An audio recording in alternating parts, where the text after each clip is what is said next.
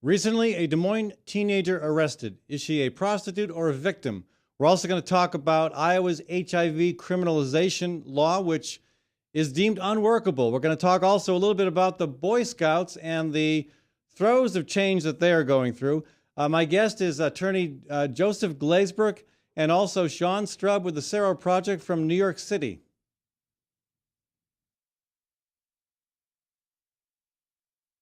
This is Webcast One Live. Ed Fallon here, folks.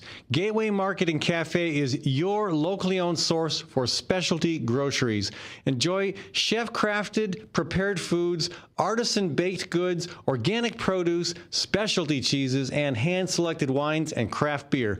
Visit the lively cafe for breakfast, lunch, or dinner 7 days a week. Gateway Market is centrally located on the corner of Martin Luther King Jr. Parkway and Woodland Ave. Stop by or visit www.gatewaymarket.com for more details. That's Gateway Market, folks. Good food, great community. I'm a burrito. I'm a fighting burrito, full of fresh ingredients prepared before your very eyes. I don't have eyes. I have over 28 options and 268 million combinations, including Rizzo for vegetarians. I can take my meat off and call myself vegetarian. Put that back on. The Fighting Burrito is locally owned. I'm owned by some big corporation somewhere. Say, you want to go on a date? No thanks. I'm seeing a quesadilla. The Fighting Burrito online, fightingburrito.com. Join the fight. On March 28th, Equal Justice After Hours is Iowa Legal Aid's annual fundraiser that helps provide access to justice for low-income Iowans. The event includes a reception and program at the Temple for the Performing Arts in Des Moines. It also includes remarks by Georgetown University law professor Peter Edelman and the induction of Robert Oberbillig into the Iowa Legal Aid Hall of Fame. Tickets start at $50 and sponsorship opportunities are available. Contact Terry Bennett at tbennett@iowalaw.org. That's tbennett@iowalaw.org. Hello, Mid-American Energy. I'm very concerned that you want to bill me an extra $5,000 to build a nuclear reactor. Do you know we're in the middle of a recession? Oh, we were hoping you wouldn't hear about that until after the legislature had taken action. Why not let your shareholders pick up the tab? Oh, way too risky for our shareholders. We need you, our loyal customers, to pay for it. Wait, let me see if I understand this. Mid-American wants to build a nuclear power plant in 10 or 20 years, and they want me to pay for it now? That's right. Well, I'll just take my business elsewhere. Sorry, we're a monopoly. What we say goes. I've heard nuclear power is more expensive than other sources. Yes, it is. And I've heard there's no plan for how to dispose of nuclear waste. We're looking at shooting it into the sun. Well, I'm not going to sit back and let you make bad decisions with my money. We're betting you will. Stop Mid-American's power grab. Call your legislators today. 281-3371. 281-3371. Paid for by Physicians for Social Responsibility. Wow, some wedding. Yeah, I've never seen a bride in coveralls. Right, and skipping down the aisle to accordion music. Not to mention the reception. That wedding cake was a freaking fruit cake. It's your wedding. Don't leave anything to chance. Diana's Wedding Cakes. Using only the finest, freshest ingredients with free on-time delivery and setup. Choose one of Diana's custom designs or create your own. Call Diana's Wedding Cakes, 641-275-9279. That's 641-275-9279. From the RE/MAX Real Estate Concept Studios, this is Webcast One Live.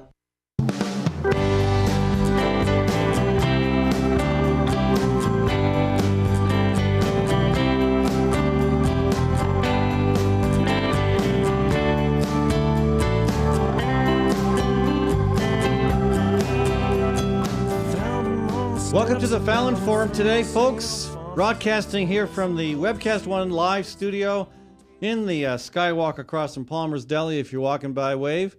I probably won't wave back, because if I do, I'll confuse myself and my audience. So, anyway, it's a great location. We appreciate Webcast One providing the space, and we appreciate Brother Trucker kicking off the show with their tune Downtown, appropriately. Okay, with me today, Joseph Glazebrook, a local attorney with the firm of Glazebrook and Moe, and also Sean Strub with the Cero Project. We're going to kick off the conversation discussing Iowa's criminalization law relevant to HIV patients. It's a law that most are agreeing now is unworkable and needs to be changed. But first, welcome to the show. Sean, give us a little bit of background, why you're here and what the Cero Project is. Sure. The SARA Project is a group that works for reforming HIV criminalization statutes around the country. These statutes were passed a number of years ago at a different time in the epidemic with the belief that they would mandate disclosure and would help slow the spread of the epidemic. We now know they're doing the reverse. And it's a public health challenge. And Iowa is unfortunately one of the states that has one of the worst statutes, and we're hoping to reform it this year. Now, can you tell us a little bit about the statute here in Iowa, Joseph? Yeah, sure. Iowa's, it's called the HIV criminalization transmission statute, and basically it purports to criminalize any time an HIV-positive individual has what the code defines as intimate contact with another individual. Intimate contact is defined as the intentional exposure of the body fluids of one person to the body of another in a manner in which it is possible to transmit HIV. And then if the defendant can prove that he disclosed his status prior to the intimate contact, then he can have a defense to the statute. But at the end of the day, if you're convicted, you're looking at what's called a Class B felony, a maximum sentence of 25 years in prison, and lifetime sex offender registry requirements as well. It's a very, very tough statute. Yeah, now I was in the State House at the time, and this would be historically, this might be the kind of legislation I would be willing to cast the lone no vote on. But I remember the reassurances that this was going to actually do good things in terms of helping people. And did we get sold a bill of goods, or were folks really well intentioned and just didn't see the consequences down the road? I think the latter. I think that it was well-intentioned but didn't see the consequences. What Joseph just described, it's called the HIV criminal transmission statute, but rarely is there transmission in these cases. Right. Very rarely. And even if a person uses a condom and has an undetectable viral load, they still are subject to, and some have gotten convicted in Iowa, 25 years in prison and lifetime sex offender registration. How many people in Iowa have been thus convicted? I think it's like 12 or 15 have been convicted. Charges have been filed about 35 or 36 times with about 25 different individuals. About 1% of the people with HIV in Iowa have been charged under the statute. Really? So 1 out of every 100 people who have the virus are charged. Oh wow, that's significant. And I'm wondering too. There seems to be momentum at the State House to actually change this legislation this year. If that, well, I guess what does the character of the possible changes look like? And if they are enacted, do they have the possibility of giving a second chance to the folks who have been incarcerated because of the law? I'll let Sean talk about the reform efforts, and then I can comment on retroactivity. Sure. Well, the changes are, first of all, not to treat HIV in an exceptional way. The Iowa Department of Public Health and best public health practice is what we're really trying to follow, and to treat like harms alike in the law. And to have, when there is not a risk of transmission, for that not to be a crime. Right. And to decouple conviction from the sex offender registration and from such a harsh penalty. We know so much more today about the real routes and risks and consequences of HIV transmission. It's very different from when the statute was first passed in the 80s and then when it was updated and passed again in the 90s. Right. Huh. Okay, so to the other question, Joseph? Well, the answer to that question is a bit unclear. Normally, the rule in law is if a new legal principle is announced, usually by way of a court decision, for example, prior convictions under the previous version of the law would normally stand, with a few exceptions. When we're doing legislation, which would be the case here, usually retroactivity is something that has to be addressed specifically in the new legislation or something to that effect. For example, recently the federal government reduced the disparity between sentencing and powder cocaine and crack cocaine, and there was a mechanism built into that reform that allowed people to go back and get their sentences modified. It's not clear that that would be the case here in Iowa with HIV criminalization law, but what I would say is that even if reforms of that nature were made, I think many people who have convictions under the statute as it is now do have some legal arguments, and I think those arguments would be strengthened by the emerging science behind the risk of transmission and so forth, as well as the reforms that would be recognized by the law, which I think would strengthen pre-existing arguments that those folks may have. Okay, so again, a little bit more detail on what we expect from the state legislature this year. How any sense of how that's going and what might happen specifically? I mean, I'm talking not just policy now, but politics. Right. And the issue is very complicated. It's not reasonable to walk into a legislator's office and present this issue to them for the first time and expect them to understand and get it. So, and most of the people there were not there when this law was passed back in the mid-90s. So there's been a tremendous educational effort with forums all around the state, meetings with legislators. On Thursday is the day on the Hill where people with HIV and their advocates from all over Iowa are coming to Des Moines to meet with legislators to talk about the statute and for them to understand the public health consequences. So that would be Thursday of this week, or if you're listening to the show on KHOI, it would be tomorrow. And just so folks know, what time is that event? It starts at 9 o'clock in the morning. And they can contact Chain or the seroproject.info@seroproject.com. We can get Sero information. Project is SERO. Project. Correct. Correct. Okay. But the real key is to understand the public health issue here. There's certainly an injustice in these long sentences. But the fact is, you can't be prosecuted if you don't get tested for HIV. Most new HIV transmissions come from people who don't know they have it. They haven't been tested. So it's become take the test and risk arrest. It's a real disincentive for people to get tested. And then for those... So it really has the opposite effect of what folks thought the law would And this is being realized all over the country, all over the world, which is why there's this movement to quickly reform these, because these statutes are making the epidemic worse. Wow. And in Iowa, for example, we have a very extensive and professional and sophisticated state public health department. When someone tests positive, the research now shows that where there's a criminalization statute, they become distrustful of public health. They don't cooperate with the prevention measures that are so effective. So how many states currently have some kind of a punitive statute on this? About 2/3 of the states have HIV-specific statutes. But even in states that don't have it, sometimes HIV becomes a factor in criminal prosecutions in an inappropriate way. But you said Iowa is one of the most punitive. Correct. Fascinating. Okay, what sets it apart in this unfortunate category from other states? The extent to which the statute has been used, the number of people, and the length of the sentences, and the lifetime sex offender registration. So it's partly the drafting of the law that, again, tied it with the sex offender registry. It's partly the extent of the sentence that was applied, but it's also the extent to which it is being enforced by law enforcement. Well, by the courts, I guess. And if I could just jump in, another thing that makes Iowa's statute a little bit worse than some other ones, not to say that other states are the models of clarity on this issue either, but Iowa's statute, as Sean alluded to earlier, does not require transmission.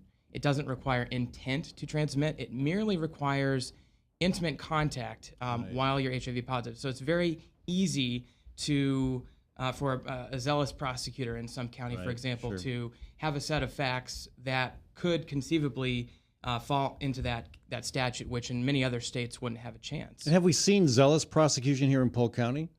There have been several cases in Polk County, I know. It hasn't been as bad in Polk County as, in particular, Black Hawk County seems to be kind of a area where it's being prosecuted a lot.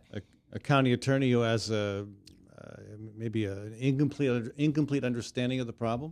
It may be, it could be that, but it also is often a function of where somebody complains and wants to file charges. That's when it most often comes to the attention of a county attorney. In the sexual non-disclosure cases. We're talking a lot of legal stuff here today, folks, on the Fallon Forum. And if you'd like to join the conversation at any point, you're welcome to call in at 244-0077. Toll free, it's 855-244-0077. My guest today, Joseph Glazebrook with the firm Glazebrook & Moe here in Des Moines, and also Sean Strub from New York with us with the Sero Project, a project that focuses on HIV criminalization laws and repealing them. Again, if you're listening on KHOI FM in Ames, I'm sorry, this is a pre-recorded show, so you'll have missed the opportunity to call in. But the Fallon Forum is on every day from noon to 1 on www.fallonforum.com. Back to our conversation. Again, this is it seems like this has been something that the people have understood these problems of this for a long time. Maybe, I don't know how many years after the bill actually passed where people said, we screwed up. But it's become pretty commonly accepted that there are problems. It's not just one party or the other that are saying we need to do something. So is there bipartisan support for righting the problems that this law created? Senator Matt McCoy is working with the Iowa Department of Public Health, the County Attorneys Association, the Attorney General's Office, advocates, people with HIV. There's a broad group that's been involved in coming up with new language for a bill to be introduced this year.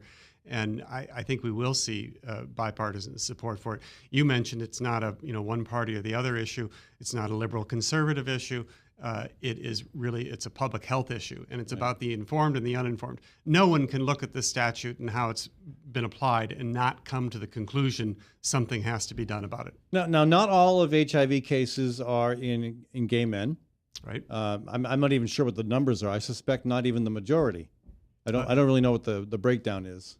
Yeah, if you do throw it out there, I don't know what it is in Iowa. It is the majority nationwide. Nationwide, it is okay. And again, I think there remains, I believe, among some people who might be classified as politically conservative, religiously oriented in their politics, who see this as a gay disease, as a punishment from God, who don't really see the need to try to address a problem that they think is divinely distributed. And I know there are folks in Iowa politics who are elected who share, maybe they wouldn't say that publicly, but I know that behind the scenes they have that kind of perspective. Is that perspective powerful enough, prominent enough in the state capitol to maybe derail any efforts to sincerely reform this law? Well, I don't know that for sure, but people who hold those beliefs and stigmatize people with HIV in the law and pass statutes like this, they're endangering their own sons and daughters. Well, that's true. And this is the issue that people need to understand. This is a really public health issue. These statutes are driving the epidemic now, or a driver of the epidemic.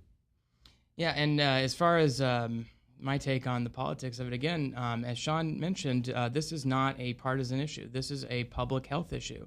Regardless of your feelings about LGBT people, people with HIV, at the end of the day, I think everybody, even those who feel, as you mentioned a moment ago, with a religious perspective, everybody should share the goal of doing what's best for the general public from a health perspective. And clearly, from that framework, reform is needed, and that's why a lot of good folks are fighting this battle.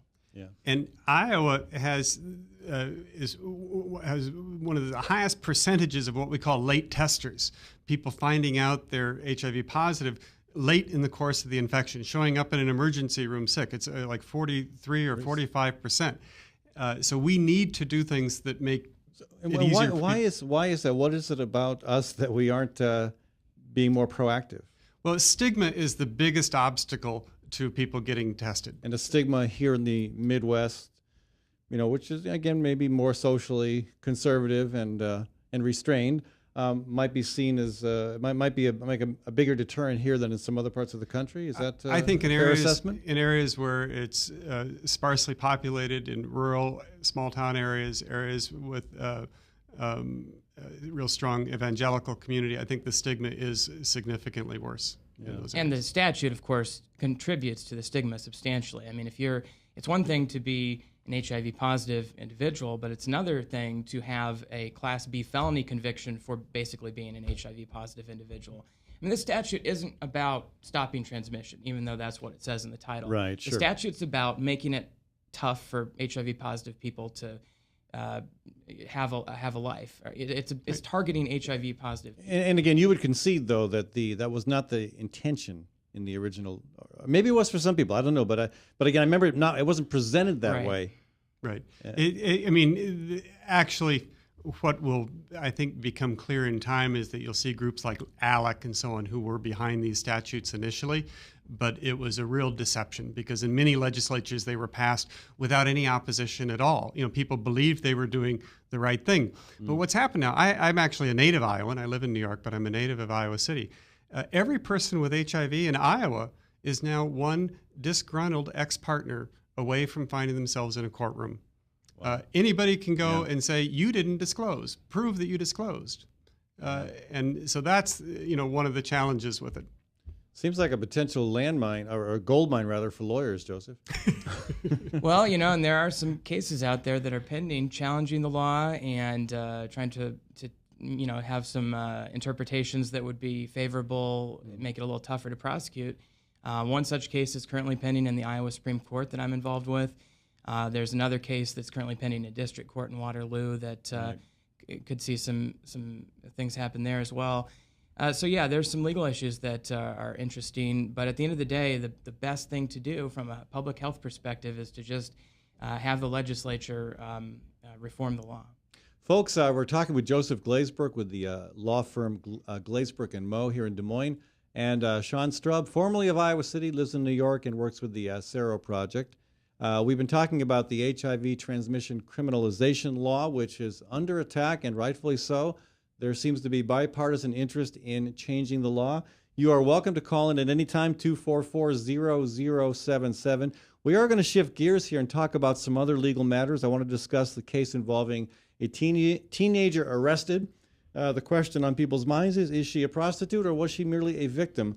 I also want to talk with Joseph and Sean about the effort in the Boy Scouts. The ranks of the Boy Scouts are dealing with the issue of homosexuality.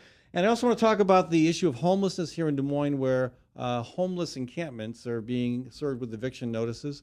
A bunch of legal matters that I think our experts here today can help us dissect and analyze a bit more thoroughly.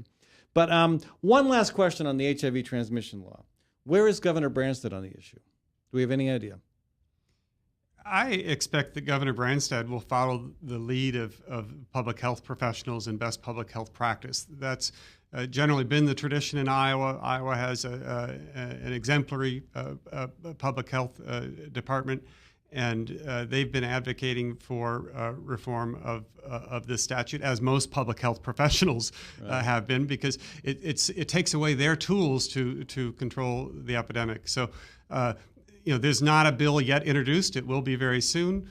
So Governor Branstad hasn't said anything about it that I know of. So has he been asked to comment on it and kind of refrained pending what the legislation itself looks like? Or? I don't know if he's been asked, but I think most elected officials will acknowledge there's a problem and want to see the proposed legislation before they comment on whether they can support it. And does the Iowa Department of Public Health have a position on the issue?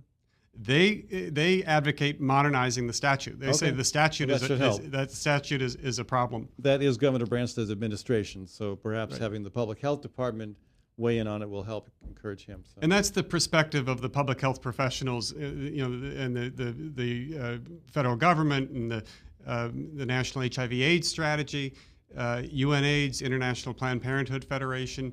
The Global Commission on HIV and the Law. In the last year to 2 months, even the Des Moines Register editorialized last summer saying that this needs to be changed. All right. Well, let's dig into some of these other issues when we come back from a break.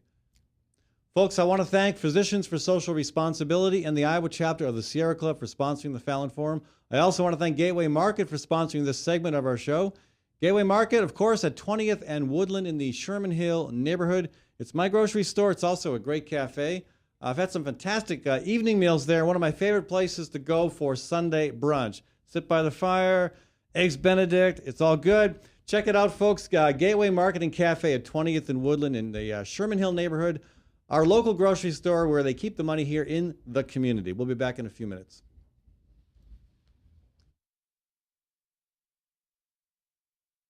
This is Webcast 1 Live.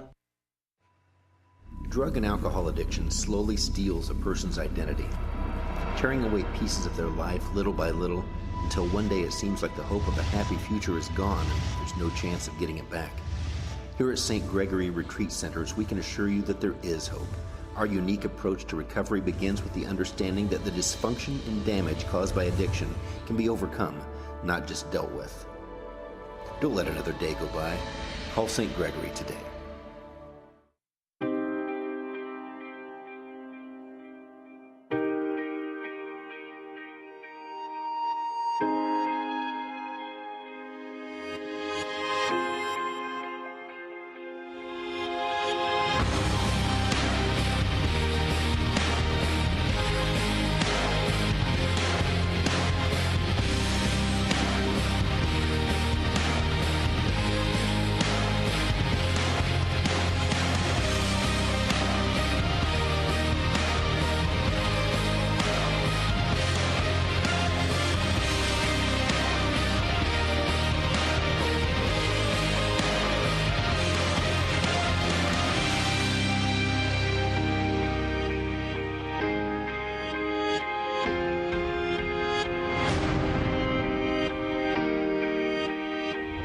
The dawn of a new era begins.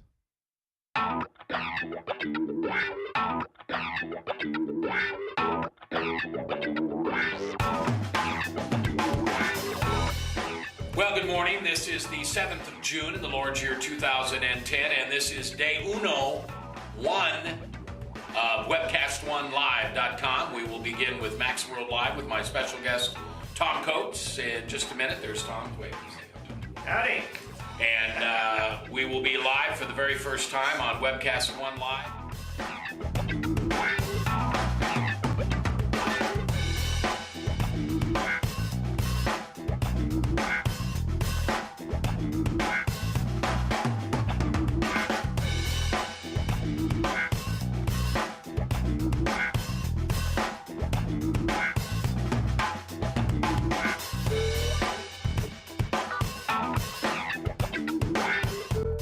Someday we're going to look back on this and say, gosh, remember that old day in history? Wonder where Walter Cronkite was. He must have been around hanging there too. But actually, it's the beginning of Webcast One Live. And thank you for listening. Thanks, Rob Spearman, and everybody who's put together this project together. And we're ready to go live now. So thanks for listening to MaxWorldLive.com.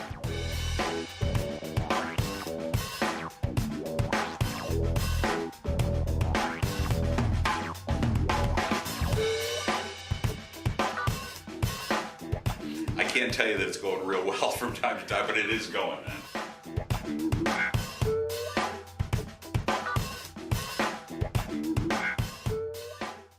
Community CPA is the 15th largest CPA firm in Iowa, providing audit, tax, and accounting services. Community CPA specializes in international tax treaty and double taxation avoidance among countries and states. 9 dedicated, experienced, hardworking staff are the company's foundation, and their compassion towards every client is the secret behind Community CPA's success. At Community CPA, you can expect quality service year-round. Call 288-3188. Community CPA, 3816 Ingersoll. Experience the difference. Since 1994, Sid's Catering has graced Des Moines area events with quality service and rave reviews. Owner Sid Cohn's culinary career began with a Northeast Iowa vacation home for international clientele. Sid earned a Bachelor of Science in Hotel Restaurant Management and was the assistant clubhouse manager at Des Moines Golf and Country Club. Sid has a passion for fresh, local products and offers a wide range of options, including vegan, gluten-free, and ethnic. Mention the Fallon Forum when you book your breakfast or lunch event and get 10% off. Contact Sid's Catering at 208-2091. That's Sid's Catering at 208-2091. This is Dr. Holding of the Story County Veterinary Clinic. For 15 years, we have been spaying and neutering feral cat groups at affordable prices. Wild cats destroy game birds and songbirds. A single female cat can produce over 4,000 kittens in 7 years. The shelters are full, so unwanted kittens will be put to sleep. Your cats will stay home and stay healthy. Call us for all your dog and cat needs at the Story County Veterinary Clinic between Ames and Nevada on Highway 30, 1 mile east of Interstate 35, 515-232-8766. This moment of silence brought to you by Tally's Restaurant Bar and Catering, home of Des Moines' premier rooftop dining experience. Located in the heart of Beaverdale, Tally's offers speedy and affordable rooftop lunch, catering for events both large and small, innovative cuisine, as well as vegetarian and gluten-free menus. Come to Tally's for live music, dry-aged steaks, Sunday brunch, and all-you-can-eat ribs every Monday night. Tally's Restaurant, Bar, and Catering at 2712 Beaver Avenue. Call 279-2067. That's 279-2067. It's time to think about upgrading the efficiency of your furnace and air conditioner. Leonard Tinker Heating and Cooling has provided honest, competent service for over 20 years. Whether it's your home or business, for repair work or to install a more energy-efficient furnace or air conditioner, call Leonard Tinker at 263-0422. That's 263-0422. For honest, competent heating and cooling service, call Leonard Tinker at 263-0422. Nestled in the heart of downtown, Ritual Cafe is one of Des Moines' most unique places, offering a wide variety of coffee and tea. Ritual Cafe also serves the only all-vegetarian menu in town. And Ritual Cafe is a cultural hub for artists and musicians, with a performance stage hosting local, national, and international talent. Make Ritual Cafe a part of your daily ritual. On 13th Street between Locust and Grand in downtown Des Moines. And check out ritualcafe.com. From the RE/MAX Real Estate Concept Studios, this is Webcast One Live.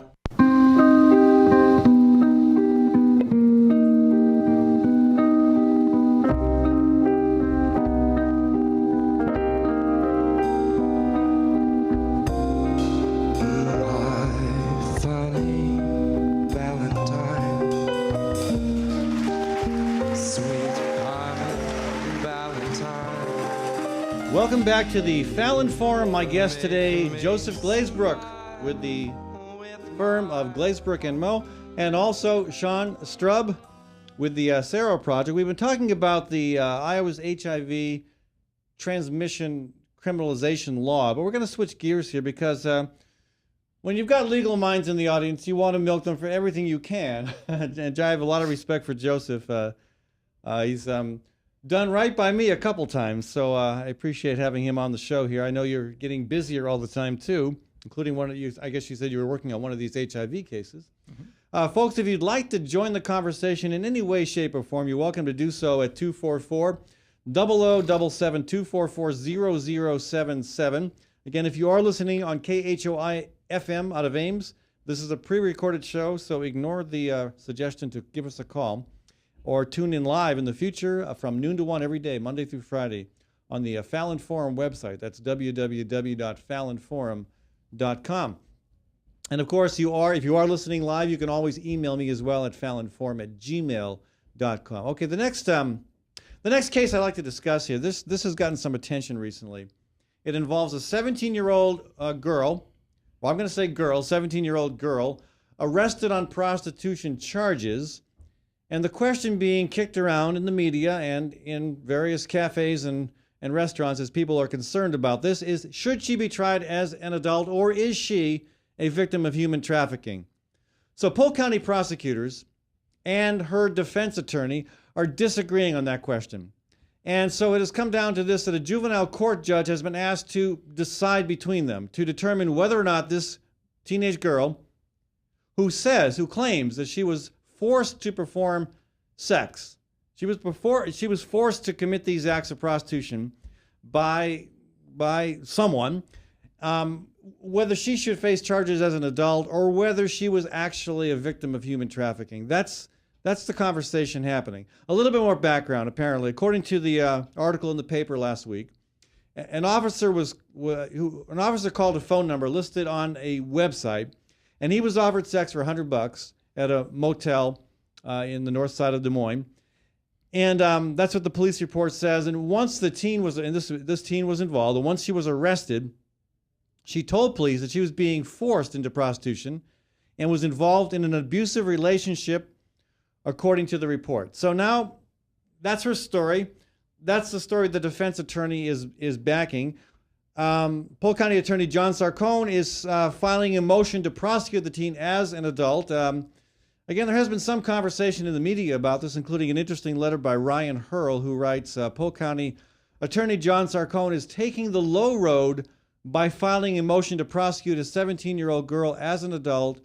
She alleges she was severely beaten by her pimp, forced to perform sex acts, and threatened by death should she try to escape. Joseph, what's your take on this case? It's an interesting one that brings a number of issues together. Yeah, there are a number of issues that come into play, but I would start out by saying I think this choice between whether the individual is a prostitute or a victim is the wrong question to be asking. I think the right question to be asking from the outset is, why are we prosecuting 17-year-olds as adults ever, period? And I have a very strong feeling about that issue because research has shown that younger people, people under the age of 18 especially, are in a position of still developing mentally and otherwise. And it doesn't make sense to basically take action that's going to set them back for life by having an adult conviction for what in Iowa is actually a relatively serious crime. Yeah. It's an aggravated misdemeanor, maximum 2 years. That's under federal law, that would be considered a felony. It doesn't make sense to impose that sort of life-changing negative status on someone who is still developing, regardless of the other circumstances, which in this case, of course, are many. Well, we have somewhere between 30 and 40 people in Iowa's prison system who were convicted as juveniles. Yes. And they are there for life. Right. Although... Well, they were convicted as adults, notwithstanding their age under 18. Right. They were children, teenagers, convicted as Correct. adults and sentenced accordingly. And in all these cases, it's life in prison. Now, there was a federal ruling recently, last year I believe, maybe the year before, that indicated that that was cruel and unusual. I can't Correct. remember. Okay. Yes. And Governor Branstad, and the intent was to say, okay, these juveniles who were sentenced as adults cannot be regarded as having to serve a life in prison. Right. So Governor Branstad responded, I believe, by saying that we'll commute their life sentence to a term of 60 years. Right. Which is extremely disingenuous. Yeah. Well, it's not the spirit or the intent of the ruling. Indeed, it's completely against the spirit of the ruling. It was a loophole. It was a workaround. It was a end run around the Constitution, if you will.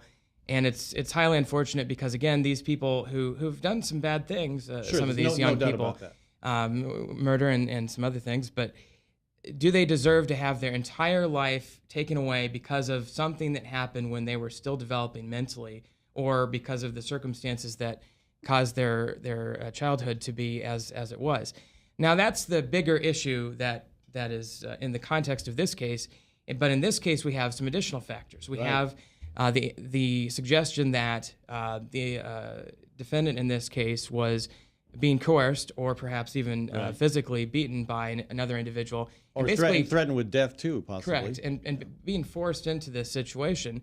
And frankly, I would probably make the argument that in many cases, most prostitution situations are the result not of a free and voluntary choice by the prostitute, but by some sort of economic or even physical duress or coercion by some other individual.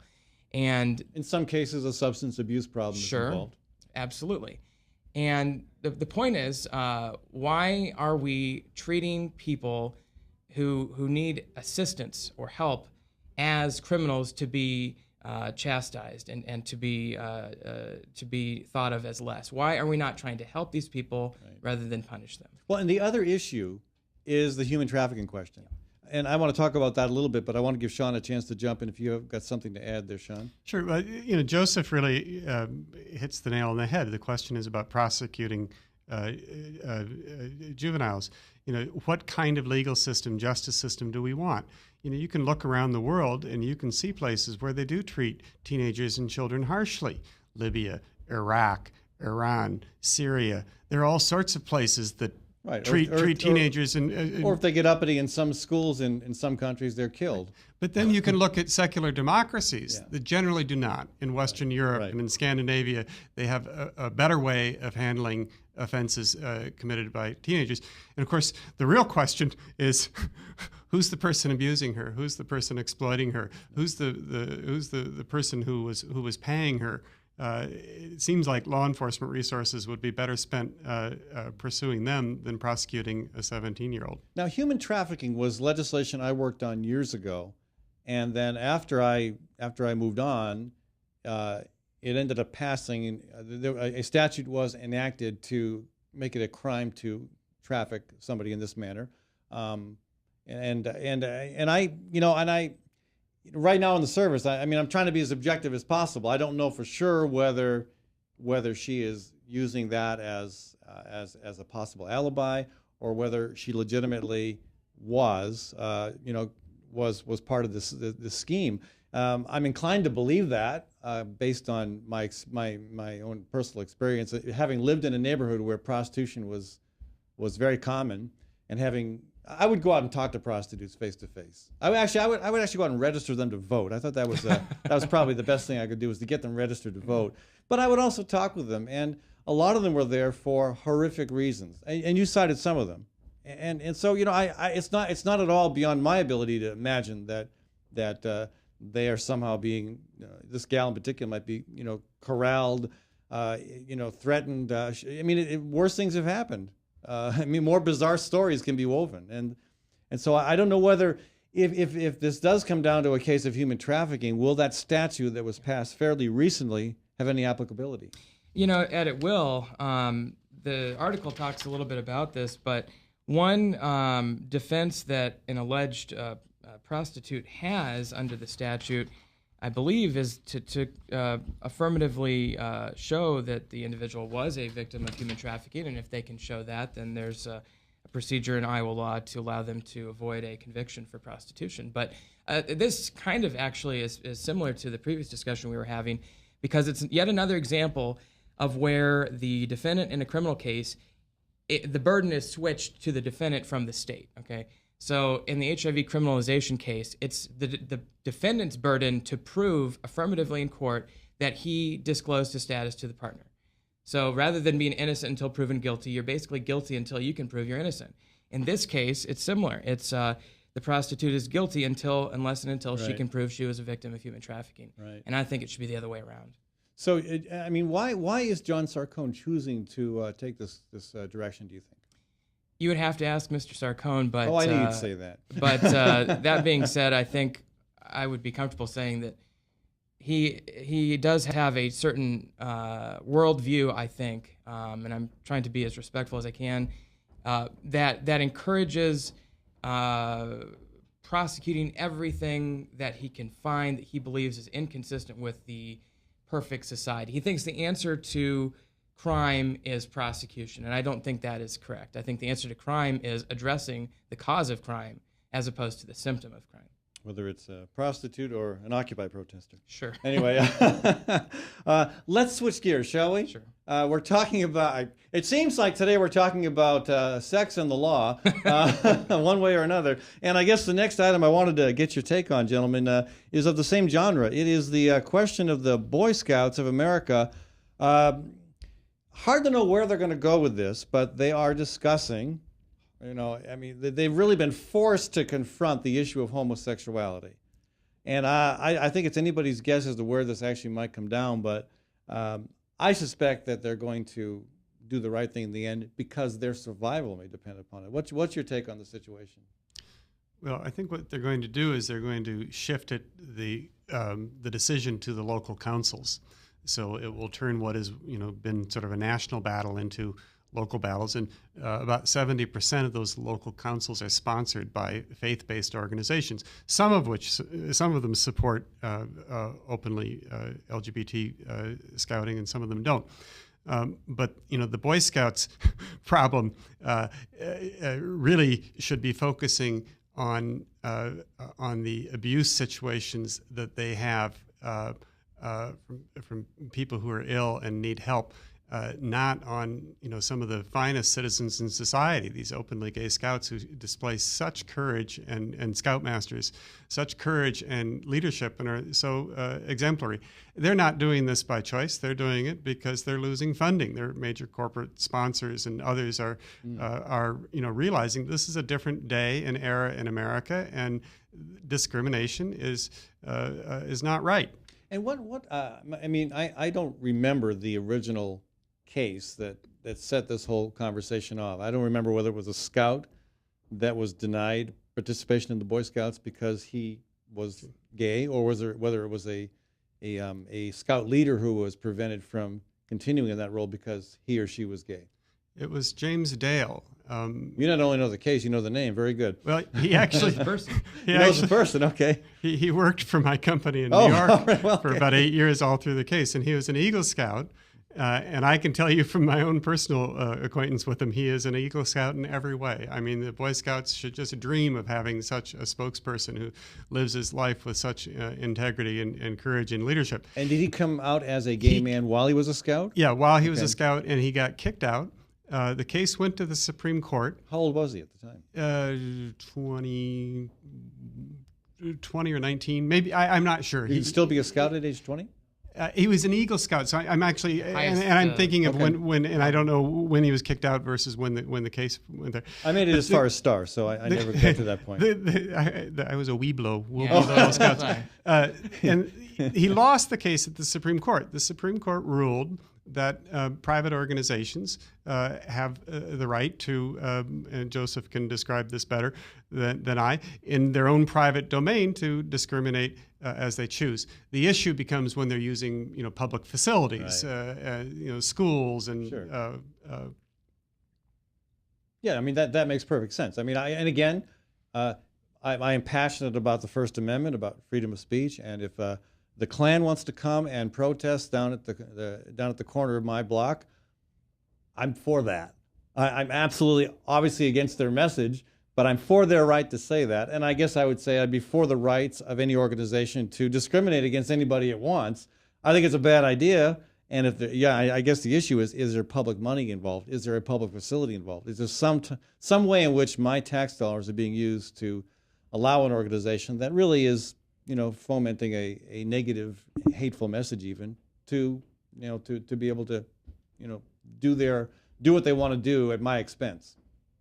And that seems to be the case here. I just also point out that under federal law, there is no protection for LGBT persons, specifically under Title VII. I mean, Title VII protects against racial, gender discrimination, things like that, but it does not yet protect against LGBT discrimination. Now, Iowa does have a law that does, and many other states do, but the reality is if you are discriminated based upon your sexual orientation, let's say you're fired from your job or you're denied access to public accommodation like a hotel or something, right. You're really dependent upon the state's laws as opposed to federal law for your protection. Right. There was a case in Davenport a few years back, actually about a decade ago, I guess, where a guy managing a care facility, rabidly anti-gay, either found out or merely just suspected that some employees were gay and fired him. Right. And he got away with that. He could do that. Back then, he could, but now he couldn't. Right. If he did, he'd get sued by people like me, and we'd probably win. So. Well stated.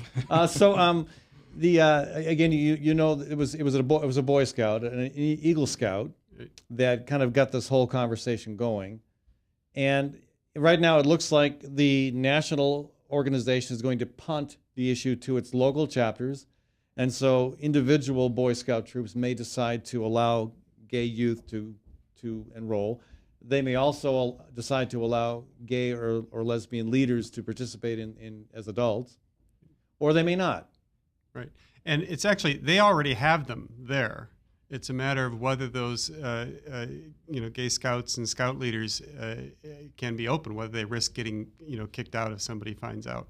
Right. So to me, it looks like a temporary solution. I mean, it's I guess we can call it a small step forward, but there are some though who still consider it, continuing an injustice. Zach Walz, of course, gained quite a bit of national fame when he spoke on the floor of the Iowa House. He's I believe straight. I don't know. His mom's. He has two mothers. And he spoke so brilliantly and articulately that his speech went viral. He said, and I think this sums it up pretty well, quote, "This victory is kind of bittersweet." He himself was an Eagle Scout. "It's a move that will lead to less discrimination, a good thing, but discrimination at any level is unacceptable." To me, it looks like this. this is going to continue for a while, but not very long, because it's not a workable solution either for the Boy Scouts or for a society that is continuing to move toward acceptance and equality and fairness. And I see it as being like the very small step that Bill Clinton provided on Don't Ask, Don't Tell. At some point, the tension will still be there, and at some point that tension will break, and the whole thing will finally go the right way. That's my historical perspective on it, for what it's worth. I agree, Ed. I think that, and this is not the only situation that's like that. I think the hodgepodge of marriage-related laws with regard to LGBT couples is also like this. I think society has largely has moved very quickly to the point of accepting LGBT people as equals in many places. It's not complete yet, of course, and there's a lot of work to do, but I think it's an unstable situation with the Boy Scouts. I think it's unstable with the differences in state marriage laws. And I think that instability is going to have to be resolved at some point as we continue to advance. And the Boy Scouts will probably have to resolve that on their own, either from internal pressure from members or from funders. I mean, because again, they are a private organization. They can do what they want, except to the extent that they use public facilities and money. But the other issue of marriage equality, I mean, I think it's going to take a federal initiative on that, and I do think we will see that relatively soon. I mean, I think it's just a matter of a handful of years, maybe 5 years, before we see federal action that will lead to more uniformity and, in a favorable way, of marriage laws across the country, much as we saw with interracial marriage. I think so, and I think the LGBT marriage issues, the marriage equality issues, are moving even faster. And just a little bit of a preview, because I'll be back to talk about some of these issues, I'm sure, but there are 2 U.S. Supreme Court cases pending, one of which challenges Prop 8 in California, which made marriage for same-sex couples illegal again, and one of which challenges Section 3 of the Defense of Marriage Act, which creates a federal definition of marriage as between a man and a woman. Those 2 cases are going to be argued in March coming up, and so there'll be some interesting discussions around that. But one of those 2 cases, the Hollingsworth versus Perry case, could actually be a case that establishes marriage as a national right, regardless of your sexual orientation. Who knows, but it could. Really, either case might have that effect, right? Actually, I don't think the Windsor case would have that effect. The California effect? No, the California case could. The DOMA case might not, because it's just challenging DOMA. It wouldn't necessarily establish marriage as a federal right, although it could create the language that would allow for subsequent developments there. Yeah, it could create the case law that provides the hook for a subsequent ruling that would basically establish marriage equality across the country. Correct. Yeah. And really, I mean, I think Loving versus Virginia was the case that brought interracial marriage equality to the federal forefront. Yes. And when that case was ruled in favor of interracial marriage, laws against it fell across the country. Right. I believe that there might be some states in the country that would still not allow different races to marry if that had not happened. It's still in the Alabama Constitution, I believe. Well, case in point. And there are polls. I mean, I saw a poll that suggested that a startlingly high percentage of the people of this country still believe that interracial marriage is problematic. I mean, it's not just like 2%. It's like 15, 20%, or perhaps even higher. I don't remember the exact figure, but yeah, I mean, there's a reason we have a constitution. It's designed to protect people, notwithstanding the whims of the majority. And if the majority of the country feels a certain way, at the time of Loving, of course, a majority of the people felt that states could prohibit interracial marriage. But the Constitution is a wiser and more time-honored document. It has principles that transcend those majoritarian whims, and it won the day in Loving, and hopefully it'll win the day in the Hollingsworth case. One more issue I'd like to bring up, Joseph and Sean, if that's okay with the time we have left. There has been some attention to the eviction notices given to homeless folks living in homeless camps along the Des Moines River, various places near downtown. And I know that they now have legal defense against the evictions. What is your take on that case? Well, first of all, I think it's a horrible idea for a city in the Midwest in the middle of January or into February now. The timing is horrible. You could create a real danger situation by evicting people in the middle of winter. Right. It's not lawful in other contexts to do this. It's not lawful, for example, for a utility company to shut off somebody's heat in January. Right, They have to they wait can't until till it gets April warmer. 1st. Right. Yeah. And so, although I understand that some people don't appreciate the fact that we have a homeless situation, I think we need to deal with it in a more humane and thoughtful manner than what appears to be going on right now. Yeah, it is interesting to me that the city, again, if you know, a lot of the folks are going to prefer to be out in tents, even in really cold weather, than to be in a cramped, Yeah. very uncomfortable homeless shelter. And some of these folks have substance abuse problems, which would disqualify them from being Correct. admitted into a homeless shelter. And another thing is some of the shelters have certain requirements that the individuals attend church, which, Yes, regardless that's of how you feel about the Bethel Mission virtues specifically, of, yes. at the end of the day, should you force somebody to be religious just to not suffer in the elements? I mean, that's a choice that I don't think is an appropriate choice to be forcing people to make. Yeah. Again, they can make that choice as a private organization. It bothers me that they get to do that and end up, getting. I assume they get some public money at some point as well. But Sean, do you have any perspective on this? I know this is not exactly your forte, but sure, I'm happy to have a perspective. The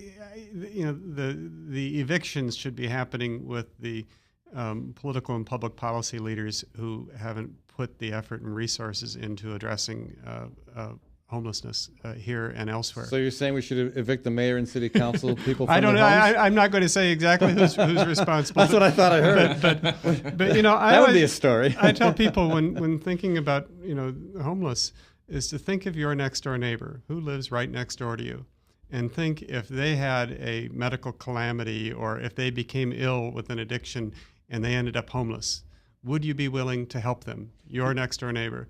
And then extrapolate that to our neighbors as a community, as a state, and ask whether we're doing enough to provide them the assistance and help they need.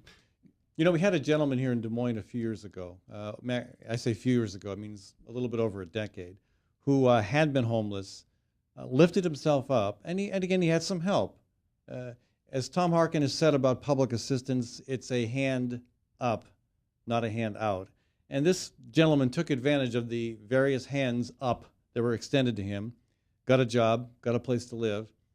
And I can't remember what happened in his life. And I knew him well. I remember meeting him when I went door to door in my district. He'd even donated to my campaign at one point. He'd even helped other people who were in need, not just politicians, but other folks who were in more dire needs.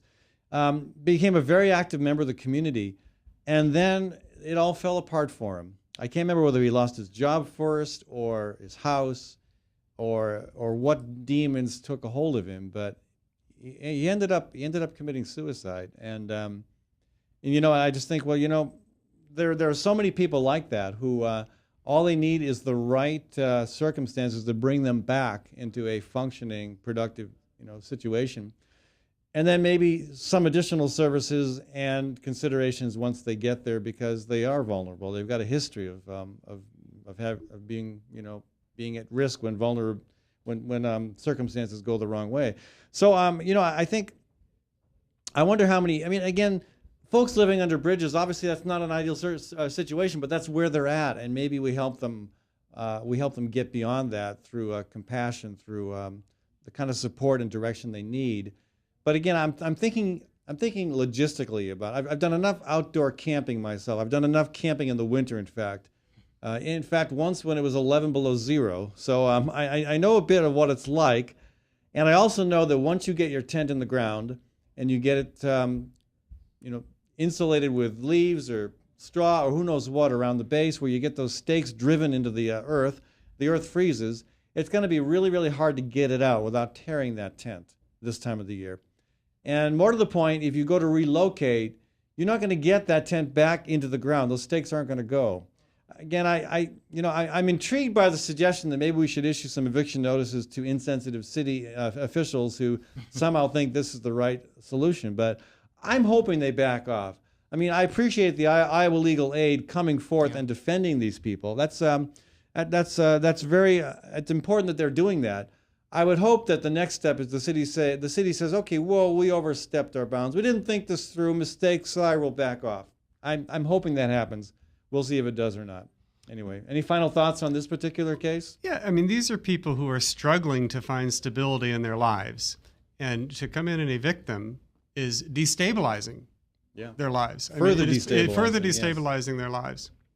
Yeah. Well, we will see what happens with that. The one last thing I want to mention, and again, you can jump in on this one too. This is this does not involve sex or homelessness. This involves people like me who like to bike. Interesting situation, of course. We know that Grimes passed an ordinance prohibiting bicycles from traveling on certain roads in that city. And a challenge was brought to that by the Iowa Bicycle Coalition. And the state authorities ruled that the city was out of line, that bicycles did indeed have a right to be on those thoroughfares. And I try to be smart when I'm biking, and I think I have been. I have not had many accidents. Once I fell over. I wasn't even moving. I'm almost embarrassed to tell you that, but I fell over and broke my elbow. Once I got hit by a bicyclist who was out of control on a bike trail. I've tended to do well on city streets. Drivers, for the most part, tend to be pretty responsible. I know how to bike to give them as much clarity as to what I'm doing as possible. And so it does seem inappropriate to me that the city would come in and say you can't be on these streets. So I'm glad the state has ruled on this, and I don't know whether either gentleman has an opinion about that. But personally, this one has been on my mind. I know it's been talked about much lately in bicycle circles.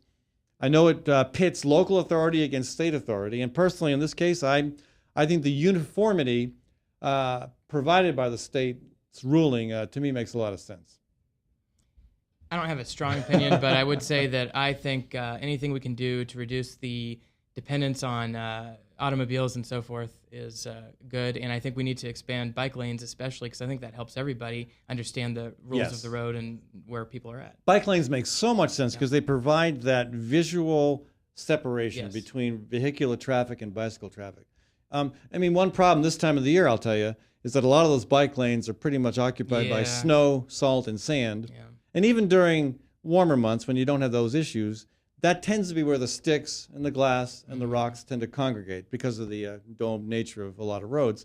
So as long as they're being kept up, maintained, cleaned, they work really, really well.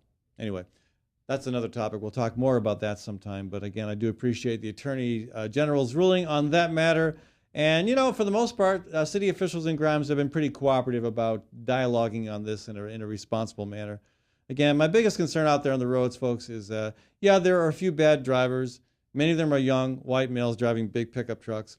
But the worst offenders out there are other bicyclists, okay? So if you're a bicyclist, get a clue and don't go the wrong way on a one-way street. Don't just crisscross the road. Just don't be a moron, okay? I know it comes hard to some of you, but don't be a moron. All right. Thank you, folks, for joining us. I do want to take a second to thank our sponsors, those folks who helped sponsor this segment of our show. Community CPA and Associates. It's an accounting firm here in Des Moines, operated by Yingsa. Over 2,500 clients, and there's a reason for that. They do great work. Give them a shout, folks. Thank Ying for supporting the Fallon Forum with her patronage. And again, you will not be dissatisfied. I've been going to Ying for years to get my taxes done. Does a bang-up job, even found me a refund once. So check them out, folks, at 3816 Ingersoll Ave. That's Community CPA and Associates.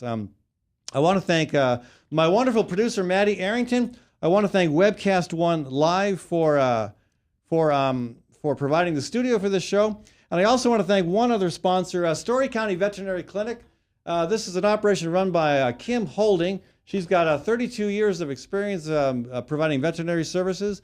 Story County Vet is just east of Ames on Highway 30. Check them out for all your critter needs. StoryCountyVet.com. I'll be back, folks, tomorrow. Thank you. I'm Brian Leach, owner and general manager of Service Legends. I brought along a couple of the home comfort heroes. Hi, I'm Tammy Wells. I am Nick Wondershot. I am administrative manager. I am the senior technician from Service Legends. It seems like every good thing, when you feel it to the bone that it's good, there's a lot of hard work put behind it. I don't think that you can fake it and have it turn out good. You know, if we seem like, okay, that's just weird, it's just a furnace, why would you believe so deeply in a furnace? It's not just that, you know, we want to show the world that you can have good service. Yeah, I mean, it's got to be, it's your home. You know, it's built into our daily trainings, it's built into our culture, that we're going to do whatever it takes to have each client say they love us, period. That's why we spend all the hours in the training that we do. And if we guarantee it's going to be a good experience for you, or else it's free, what type of work do you think we're going to do? There is a guarantee. Temperature selection guarantee, fixed right or it's free guarantee, comfort guarantee, best value guarantee. All of these guarantees hold us accountable to ensuring that we exceed your expectations. And if for whatever reason we'd fail and we can't make it right, we guarantee all of those guarantees with a 100% money back guarantee. I mean, if you don't think that your technician can fix it right, are you going to say that to a client? No. You don't have to worry about having a technician come to your house. We drug test, background check all of our team members. We put safe people in your home. Each and every one of our service techs, 400 hours a year in training. You tell it the minute they walk in the door. They know what they're doing, they've done their homework, and they actually truly care about what you want. Because at the end of the day, you're the person that makes sure I have a job. They're going to be listening. They're going to want to know what your challenges are. Then they're going to come and give you options, and you get to choose. If I'm there to help and I make it easy and painless, I did my job right that day. Well, when it comes to your comfort, safety, and your family, you know, you don't necessarily go buy the most expensive, but you get the most bang for your buck. Oh, it's worth it, because there's a lot of people that will find a way to get it to work right now and then leave and then come back, charge you again, and the cycle just repeats itself. So when I'm out there looking at the furnace, I want to find why it failed today. How can we change the part today with something that you're not going to have to worry about? Is it worth changing the part today? I mean, you can put a lot of money into a furnace. I can fix parts all day. There's good job security in that for me, but is it the right thing for you? I get a lot of the phone calls of after the technicians are there. They're just in awe. They're like, wow, you guys are great. I mean, I don't even know what to say. You guys are great. Everything you did was perfect. It was great. Keep going though, I like this. Just give us a try. I'm gonna take all the risk. I've got the time to make this right. I've got the support to make it right. Just check us out. And if you don't see the value in what we do, I mean, fixed right or it's free or 100% money back. Enough said.